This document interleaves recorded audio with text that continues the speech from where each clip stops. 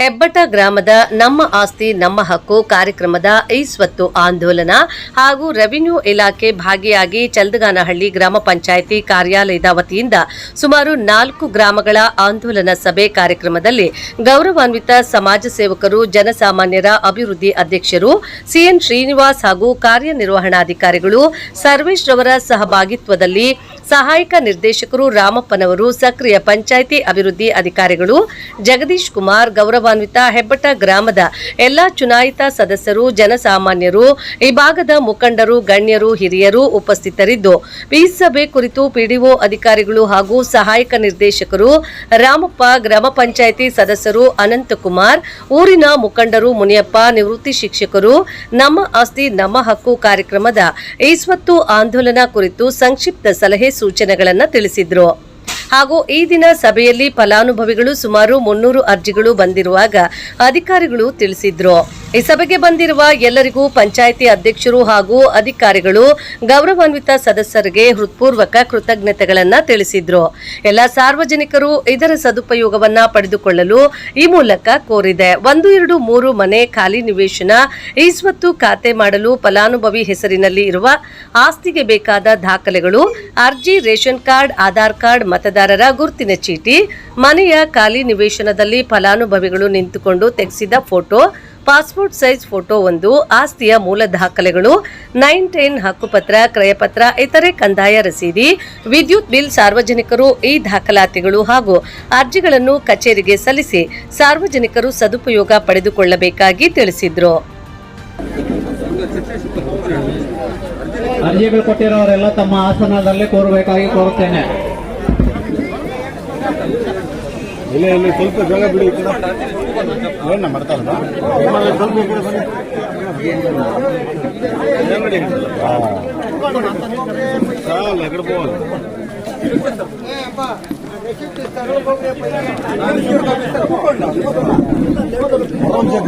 ಅನುಕೂಲಗಳೇನು ಅನ್ನೋದನ್ನ ಎಲ್ಲಾನು ತಿಳಿಸ್ಕೊಟ್ಟಿದ್ದಾರೆ. ಇನ್ನೊಂದೇನಂದ್ರೆ, ಈಗ ಈ ಸತ್ತುವಿಂದ ನಮ್ಮ ಗ್ರಾಮದಿಂದ ನಮ್ಮ 4 ಗ್ರಾಮಗಳ ಸೇರಿಸಿ ಇಲ್ಲಿ ಮೀಟಿಂಗ್ ಮಾಡ್ತಾ ಇದೀವಿ ಇವತ್ತು. ಈ ಮೀಟಿಂಗ್ ಅಲ್ಲಿ ಎಷ್ಟು ಅರ್ಜಿಗಳು ಬರ್ತಾವೋ ಅರ್ಜಿಗಳೆಲ್ಲ ಪರಿಶೀಲನೆ ಮಾಡಿ ಅವ್ರೇನ್ ದಾಖಲೆ ಕೇಳಿದ್ರು ಆ ದಾಖಲೆ ಎಲ್ಲಾನು ನೀವು ಕರೆಕ್ಟಾಗಿ ನೀಡಿದಿರ ಇಲ್ವಾ ಅಂತ ತಿಳ್ಕೊಂಡು ಅದನ್ನ ಪರಿಶೀಲನೆ ಮಾಡಿ, ಮತ್ತೆ ಅದೇ ರೀತಿ ಇನ್ನೊಂದು ಡೇಟ್ ತಗೊಂಡು ಎಲ್ಲರೂ ಊರಿಗೆ ಬಂದು ಆಜುಬಾಜು ಎಲ್ಲ ನೋಡ್ಕೊಂಡು ಮಾಜರ್ ಮಾಡಿ ಅವ್ರ ಕಡೆಯಿಂದ ಯಾವ್ದು ಅಬ್ಜೆಕ್ಷನ್ ಇಲ್ಲ ಅಂತ ಅದನ್ನು ನೋಡ್ಕೊಂಡು ನಿಮ್ಗೆ ಆದಷ್ಟು ಬೇಗ ಈ ಸತ್ತುಗಳು ಕೊಡುವಂತ ಕೆಲಸ ಅವ್ರು ಮಾಡ್ತಾರೆ. ಆಮೇಲೆ ಈ ಗ್ರಾಮದಲ್ಲಿ ಬಂದಾಗ ಗ್ರಾಮ ಠಾಣ ಅನ್ನೋದು ಸ್ವಲ್ಪ ಇರ್ತದೆ ಊರಲ್ಲಿ. ಇನ್ನು ಮಿಕ್ಕಿದವರು ಪಾಪ ಅನುಕೂಲ ಇಲ್ಲದೆ ಎಷ್ಟೋ ಸರ್ವೆ ನಂಬರ್ಗಳಲ್ಲಿ ಮನೆಗಳು ಕಟ್ಕೊಂಡಿರ್ತಾರೆ. ಆ ಸರ್ವೆ ನಂಬರಲ್ಲಿ ಮನೆಗಳು ಕಟ್ಟಿದ್ದಾರೆ ಅಂದಿದ ತಕ್ಷಣ ಅದೇನೋ ನಾವು ಅವ್ರನ್ನ ಓಡಿಸ್ಬಿಡ್ಬೇಕು ಅಂತಲ್ಲ, ಇಲ್ಲಾಂದ್ರೆ ಅವ್ರಿಗೆ ದಾಖಲೆ ಕೊಡಬಾರ್ದು ಅಂತಲ್ಲ. ಅದಕ್ಕೂ ಕೆಲವು ಪ್ರೊಸೀಜರ್ ಇರ್ತದೆ. ಯಾರೇ ಸರ್ವೆ ನಂಬರಲ್ಲಿ ಕಟ್ಟಿದ್ರು ಕೂಡ ಅದ್ರ ಬಗ್ಗೆ ಡಿಸಿ ಅವ್ರ ಹತ್ರ ಈಗಾಗಲೇ ಮಾತಾಡಿದ್ದೀವಿ, ತಹಸೀಲ್ದಾರ್ ಅವ್ರ ಹತ್ರ ಮಾತಾಡಿದ್ದೀವಿ. ಸರ್ವೆ ನಂಬರಲ್ಲಿ ಕಟ್ಟಿದ್ರು ಕೂಡ ಅದನ್ನ ಅಕ್ರಮ ಆಗಿರೋ ಸಕ್ರಮ ಮಾಡ್ಕೋಬಹುದು ಅಂತ ಅದು ಮೊದಲಿನಿಂದ ಕಾನೂನು ಇದೆ. ಅದ್ರ ಪ್ರಕಾರ ಈಗ ಬರ್ತಕ್ಕಂಥ ಅರ್ಜಿಗಳನ್ನ ಏನಿದೆ ಅದನ್ನ ನಾವು ತಹಸೀಲ್ದಾರ್ ಅವ್ರ ಗಮನಕ್ಕೂ ಇಒ ಗಮನಕ್ಕೂ ತಂದು ಮುಂದೆ ಡಿಸಿ ಅವ್ರ ಗಮನಕ್ಕೂ ತಂದು ಆ ಸರ್ವೆ ನಂಬರ್ಗಳು ಕೂಡ ಗ್ರಾಮ ಠಾಣೆಗೆ ಸೇರಿಸಬೇಕು ಅಂತ ಒಂದೇ ಇದರಲ್ಲಿ ಊರವ್ರ ಕಡೆಯಿಂದ ಎಲ್ಲ ಒತ್ತಾಯ ಮಾಡಿ ನಾವು ಕೂಡ ಅದನ್ನ ಫಾಲೋಅಪ್ ಮಾಡ್ಕೊಂಡು ಅದನ್ನ ಫೈನಲ್ ವರ್ಗೂ ಎಲ್ಲ ನಾವು ಗ್ರಾಮ ಪಂಚಾಯತ್ ಸದಸ್ಯರು ಸೇರ್ಕೊಂಡು ಎಲ್ಲ ಸಂಬಂಧಪಟ್ಟ ಇಲಾಖೆಯವ್ರ ಗಮನಕ್ಕೆ ತಂದು ಅದನ್ನು ಮಾಡ್ಕೊಡ್ತೀವಿ. ಈಗ ದೇವಸ್ಥಾನ ಜಾಗ ಅಂತ ಬಂದಾಗ ದೇವಸ್ಥಾನ ಜಾಗ ಈಗ 2 ಎಕರೆ 13 ಗುಂಟೆ ಇದು ಗೋಪಾಲ ಸ್ವಾಮಿ ದೇವಸ್ಥಾನ ಜಾಗ ಅಂತ ಇದೆ. ಆ ಜಾಗದಲ್ಲಿ ಮೊದಲಿನಿಂದನೂ ಮನೆಗಳು ಕಟ್ಕೊಂಡು ಇದ್ಬಿಟ್ಟಿದ್ದಾರೆ. ಮನೆಗಳು ಕಟ್ಟಿದ ಮೇಲೆ ಜಾಗಕ್ಕೆ ಮಂಜೂರಾಗ್ತಾ ಇಲ್ಲ ಅಂದ್ರೆ ಮೊದಲೇ ಮಂಜೂರಾಗುತ್ತೆ, ಅದು ಯಾರಿಗೂ ಗೊತ್ತಿಲ್ಲ. ಅದ್ರ ಬಗ್ಗೆ ಯಾವ್ದಾದ್ರು ಅರ್ಜಿ ಹೋದಾಗ ಅವ್ರು ಬರ್ತಾರೆ, ಅದನ್ನ ಏನಿದೆ ಅದನ್ನು ನೋಡ್ತಾರೆ, ಪರಿಶೀಲನೆ ಮಾಡಿ ಅದಕ್ಕೆ ಬೇರೆ ಏನಾದ್ರು ಪ್ರೋಸೆಸ್ ನೋಡ್ತಾರೆ. ಹಾಗಂತ ಅಲ್ಲಿ ಇರ್ತಕ್ಕಂಥವ್ರನ್ನ ಖಾಲಿ ಮಾಡಿಸುವಂತ ಸಂದರ್ಭ ಯಾವತ್ತಿಗೂ ಬರೋದು ಇಲ್ಲ, ಬರೋಕ್ ಬಿಡೋದು ಇಲ್ಲ. ಅದೇನು ತೊಂದರೆ ಆಗೋದಿಲ್ಲ. ಯಾರಾದ್ರೂ ಕಟ್ಕೊಂಡಿರ್ಲಿ. ಈಗ ಬರ್ತಾರೆ ಸರ್ವೆಗೆ ಹಾಕೊಂಡಾಗ ಈ ಸತ್ತು ಕೊಟ್ಟಾಗ ಸರ್ವೆ ನಂಬರ್ ಇಲ್ಲ ಗ್ರಾಮ ಠಾಣನ ಚೆಕ್ ಮಾಡಿ ಅದು ಯಾವ ಸರ್ವೆ ನಂಬರ್ ಬರುತ್ತೆ ಅಂತ ಹೇಳ್ಬಿಟ್ಟು ಅದು ವೆರಿಫೈ ಮಾಡಿ ಅವ್ರಿಗೆ ಈ ಸತ್ತು ಅವ್ರು ಇಶ್ಯೂ ಮಾಡ್ತಾರೆ. ಒಂದ್ ವೇಳೆ ಇಲ್ಲಿ ಇರ್ತಕ್ಕಂಥ ಮನೆಗೆ ಈ ಸತ್ತು ಇಶ್ಯೂ ಮಾಡಕ್ ಆಗ್ಲಿಲ್ಲ ಅಂತಂದ್ರೆ ಅದು ಬೇರೆ ರೂಟ್ ಇರ್ತದೆ. ಅದ್ರ ಪ್ರಕಾರ ಹೋಗಿ ನಾವು ಆ ಮನೆಗಳನ್ನು ಬಿಟ್ಟು ಉಳಿಕೆ ಜಾಗ ಮಾತ್ರ ನೀವು ದೇವಸ್ಥಾನಕ್ಕೆ ತಗೊಳ್ಳಿ, ಇದನ್ನ ಅದ್ರಲ್ಲಿ ಮೈನಸ್ ಮಾಡಿ ಅಂತ ಹೇಳ್ಬಿಟ್ಟು ಅದನ್ನ ಕೂಡ ನಾನೇ ಖುದ್ದಾಗ ಅರ್ಜಿ ಕೊಟ್ಟು ಅದನ್ನ ಕ್ಲಿಯರ್ ಮಾಡಿಸ್ಕೊಡ್ತೀನಿ. ಆ ತರ ಇದ್ರೆ ಅದನ್ನ ಯಾವುದೇ ಆಗಲಿ ಡೌಟ್ ಇಟ್ಕೊಬಿಟ್ರೆ ಅದನ್ನ ಕ್ಲಿಯರ್ ಮಾಡಿಸೋ ಜವಾಬ್ದಾರಿ ನಮ್ದಿರ್ತದೆ, ನಾವು ಮಾಡಿಸ್ಕೊಡ್ತೀವಿ. ಮುತುವರ್ಜಿಯಿಂದ ಅವರ ಒಂದು ಆಸಕ್ತಿಯಿಂದ ಈ ಒಂದು ಕಾರ್ಯಕ್ರಮವನ್ನು ಆಯೋಜನೆ ಮಾಡಿದ್ದಾರೆ. ಇದೊಂದು ಒಳ್ಳೆಯ ವಿನೂತನ ಮತ್ತು ಉತ್ತಮ ಸೇವೆಯನ್ನು ಜನರಿಗೆ ಅವರ ಮನೆಗೆ ಸೇವೆಯನ್ನು ಕೊಡಬೇಕು.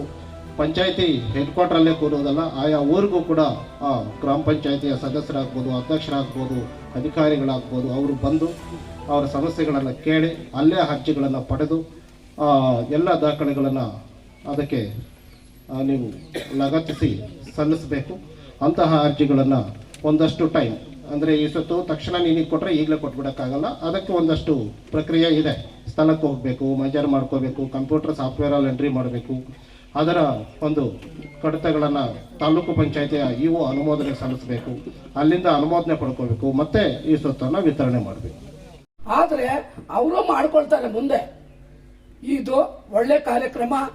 ಇಷ್ಟು ಮಾತ್ರ ಈ ಕಾರ್ಯಕ್ರಮ ನಮ್ಮ ರಾಮಪ್ಪ ಸಾರು ಎಲ್ಲ ವಿಷಯಗಳು ತಿಳಿಸಿದ್ದಾರೆ.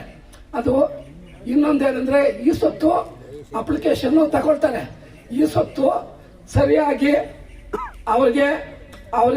ಅವರ ಮನೆಗೆ ಯಾವುದೇ ಸರ್ಕಾರಿ ಜಮೀನ ಅಥವಾ ಸ್ವಂತ ಜಮೀನ ಅಥವಾ ತಂದೆ ತಾಯಿಗಳಿಂದ ಬಂದಿರತಕ್ಕಂತಹ ಆಸ್ತಿನ ಎಲ್ಲ ಕೂಲಂಕುಷವಾಗಿ ಪರಿಶೀಲನೆ ಮಾಡಿ ಅವರ ಸರಿಯಾಗಿದ್ರೆ ಮಾತ್ರ ಈ ಸ್ವತ್ತು 1-3 ತಿಂಗಳಲ್ಲಿ ನಿಮ್ಮನ್ನು ಕರೆಸಿ ಅವರು ಕೊಡ್ತಾರೆ.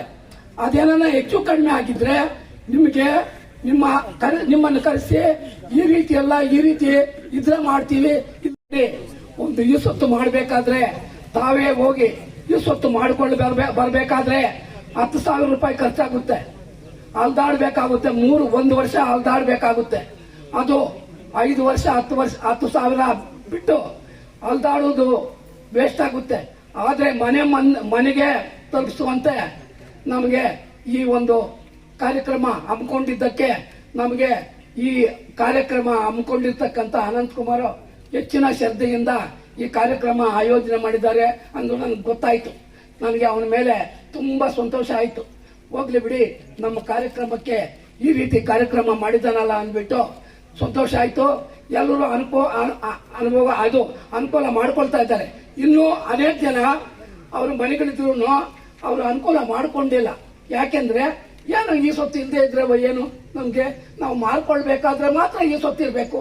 ಮಾರ್ಕೊಳ್ತಾ ಇದ್ರೆ ನಮ್ಗೆ ಈ ಸ್ವತ್ತು ಜನ ಸಂಪ್ರೀತೆ ಹಿವಳೆ ವೀಣಾ ಪಾಣಿ ವಾಣಿ ಶೃಂಗತೀರ ವಿಹಾರಿಣಿ ಶೃಂಗೇರಿ ಪುರವಾಸಿನಿ ಆದಿಶಂಕರರ ಅತಿಥೆ ನಾದ ಪ್ರಿಯ ರಾಮಾಣಿಮಯ ಹಾರೆ ವೇದ ಅಖಿಲ ಶಾಸ್ತ್ರ ಆಗಮ ಸಾರೆ ವೇದ ಅಖಿಲ ಶಾಸ್ತ್ರ ಆಗಮ ಸ್ವೀಣಾ ಪಾಣಿ ವಾಣಿ ಶೃಂಗತೀರ ವಿಹಾರಿಣಿ ಶೃಂಗೇರಿ ಪುರವಾಸಿನಿ.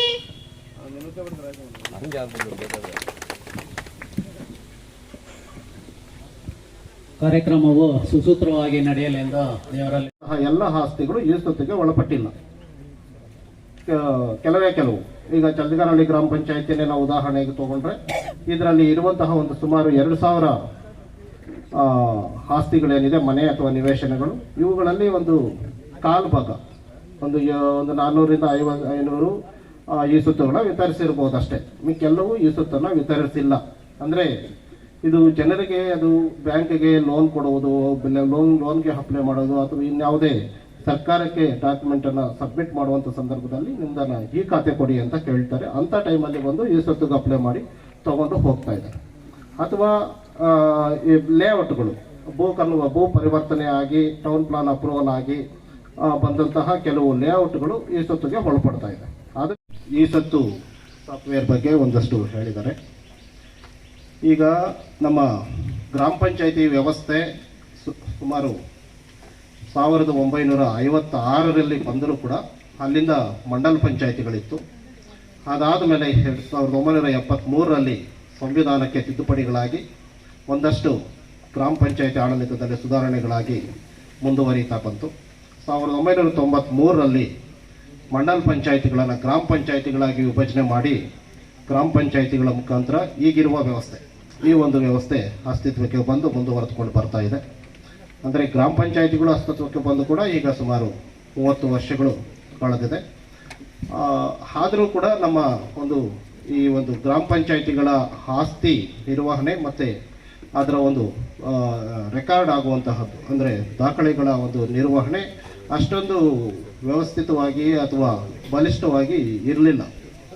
ಪುಸ್ತಕಗಳಲ್ಲಿ ಅಥವಾ ಪೇಪರಲ್ಲಿ ಗ್ರಾಮಗಳಿಗೂ ಕೂಡ ಹತ್ತಿರದಂತಹ ಒಂದು ಕಾರ್ಯಕ್ರಮವನ್ನು ಪಂಚಾಯಿತಿ ಮಟ್ಟದಲ್ಲೋ ಅಥವಾ ಒಂದು ದೊಡ್ಡ ಗ್ರಾಮದಲ್ಲಿ ಆಯೋಜನೆ ಮಾಡಿ ಈ ರೀತಿ ಅರ್ಜಿಗಳನ್ನು ಸ್ವೀಕರಿಸಿ ನಾವು ಜನರಿಗೆ ಸೇವೆ ಕೊಡ್ತೀವಿ ಜನರ ಹತ್ರ ಹೋಗ್ತೀವಿ, ಇದು ಸ್ಥಳೀಯ ಸರ್ಕಾರ, ಸ್ಥಳೀಯರಿಗೆ ಸುಲಭವಾಗಿ ಸೇವೆಯನ್ನು ಸಿಗುವ ಥರ ನಾವು ಆಯೋಜನೆ ಮಾಡಿ ಕೊಡ್ತೀವಿ ಅನ್ನುವ ಒಂದು ಮಾತನ್ನು ಹೇಳಿದ್ದಾರೆ. ಒಳ್ಳೆಯದು, ಒಳ್ಳೆ ಒಂದು ವಿನೂತನ ಕಾರ್ಯಕ್ರಮ ಇದು. ಇದರ ಒಂದು ಸದುಪಯೋಗವನ್ನು ಎಲ್ಲ ಗ್ರಾಮಸ್ಥರು ಪಡ್ಕೋಬೇಕು. ಗ್ರಾಮ ಪಂಚಾಯಿತಿಯ ಒಂದು ನಿಯಮಗಳ ಪ್ರಕಾರ ಈ ಸ್ವತ್ತು ತಂತ್ರಾಂಶದ ಪ್ರಕಾರ ಏನು ಡಾಕ್ಯುಮೆಂಟ್ಸನ್ನು ನೀವು ಅಟ್ಯಾಚ್ ಮಾಡಿ ಕೊಡಬೇಕು ಅನ್ನೋದನ್ನು ನಿಮ್ಮ ಪಾಂಪ್ಲೆಟಲ್ಲೂ ಪ್ರಕಟಣೆ ಮಾಡಿದ್ದಾರೆ. ಇನ್ನಷ್ಟು ಹೆಚ್ಚಿನ ಮಾಹಿತಿ ಬೇಕಾದರೂ ಕೂಡ ನೀವು ಸಾಹೇಬರ ಬದಲು ಇಲ್ಲಿಗೆ ಆಗಮಿಸಿರುವ ರಾಮಪ್ಪ ಸಾರ್ ಅವರೇ ಹಾಗೂ ನಮ್ಮ ಗ್ರಾಮ ಪಂಚಾಯತಿಯ PDO ಆಗಿರ್ತಕ್ಕಂಥ ಜಗದೀಶ್ ಅವರೇ ಹಾಗೂ ಈ ಗ್ರಾಮ ಪಂಚಾಯತಿಯ ಸದಸ್ಯರುಗಳಾದಂಥ ವೆಂಕಟರಾಮರೆಡ್ಡಿ ಅವರೇ, ಅನಂತಕುಮಾರ್ ಅವರೇ ಹಾಗೂ ಪಾಪಳ ಅವರೇ, ಈಗ ಕೇದಗಾನ ಹಳ್ಳಿಯಿಂದ ಗ್ರಾಮ ಪಂಚಾಯತಿ ಸದಸ್ಯರಾಗಿರ್ತಕ್ಕಂಥ ಅವರ ಹೆಸರು ಗಿರಿ ಅವರೇ.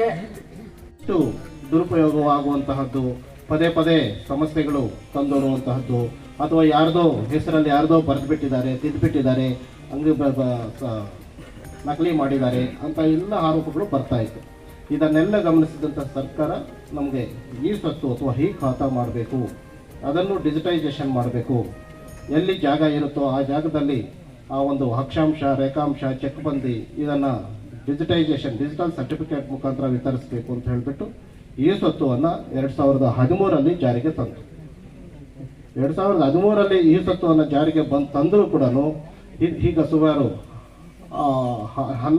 12ನೇ ವರ್ಷದಲ್ಲಿದೆ. ಪೋರ್ಟಲ್ನಲ್ಲಿ ಮೂಲಕ ದಾಖಲೆಗಳನ್ನು ಡಿಜಿಟಲ್ ರೂಪದಲ್ಲಿ ಪಡೆಯಬಹುದಾಗಿದೆ. ಇವಾಗ ಇದನ್ನು ಮಾಡಬೇಕು ಅಂತ ಹೇಳ್ಬಿಟ್ಟು ಈ ಕಾರ್ಯಕ್ರಮನ ಆಯೋಜನೆ ಮಾಡಿರೋದು. ಇದನ್ನು ಸದುಪಯೋಗ ಪಡಿಸ್ಕೊಳ್ಬೇಕು ಅಂತ ಹೇಳ್ಬಿಟ್ಟು ಹೇಳ್ತಾ ತಮ್ಮಲ್ಲಿ ನಾನು ಸ್ವಾಗತ ಭಾಷಣವನ್ನು ಮುಗಿಸ್ತಾ ಇದ್ದೀನಿ.